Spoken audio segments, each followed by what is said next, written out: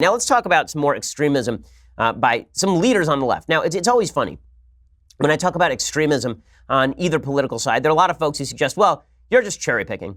You're just picking the worst examples of everybody. You're taking things out of context. You're picking all the worst.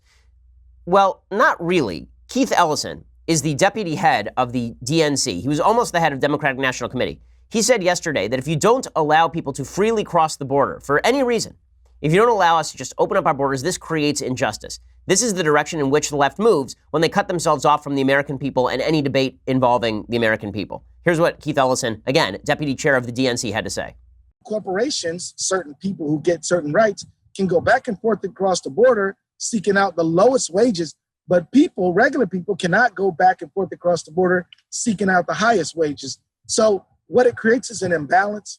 It creates an injustice, and it creates the need for something like a global Marshall Plan.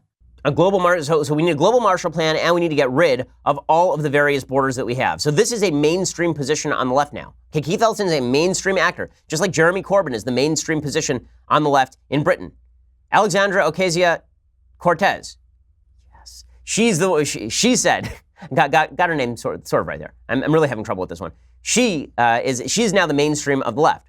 They've moved far to the left. And one of the reasons they've moved far to the left is because they're no longer having conversations that are worthwhile. The last election cycle saw Donald Trump say a few things that I think were credible, right? I think he exaggerated the case, but he said a few things that were basically true, and a lot of people on the left refused to accept them. He said that there is a problem with regard to radical Islamic terror. And he said that over and over and over, radical Islamic terror. And then Hillary Clinton would come out and say, there is nothing wrong with Islam. And if she just polled the American public, what you'd find is that most Americans don't think that all Muslims are terrorists. Most Americans do think that radical Islamic terror is a problem.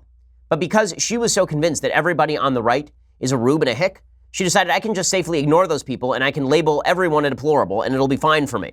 The same thing happened with regard to immigration. Trump ran on a hardline immigration platform, probably the hardest line immigration platform we've ever seen. And Trump won because of that. Why? Not because people actually agree with every element of that hardline immigration platform. In fact, polls show people don't even necessarily agree with the wall, right? But what it does show is that there is a seething problem that is bubbling under the surface in this country with regard to immigration, where people are looking at illegal immigration. They're saying there are a lot of people coming here, and they're coming here for the benefits. And there are a lot of people who are coming here who are criminals. And there are a lot of people who are coming here who are just not being integrated into our culture. And that doesn't mean we're anti-immigrant. It means go to the border and cross legally. It means we have to vet the people who come into the country. And Trump took that to its ultimate extreme. He basically said illegal immigrants are disproportionately all of these things, all these bad things, which is not true. But it is true that this was a problem that Americans were seeing, and the left was simply saying, like Keith Ellison, open up all the borders. This is the danger of an echo chamber. So when you rule out viewpoints from the other side, particularly reasonable viewpoints from the other side, because everybody's a racist, sexist, bigot, homophobe, all you end up doing is isolating yourself. All you end up doing is destroying your own credibility with your own people.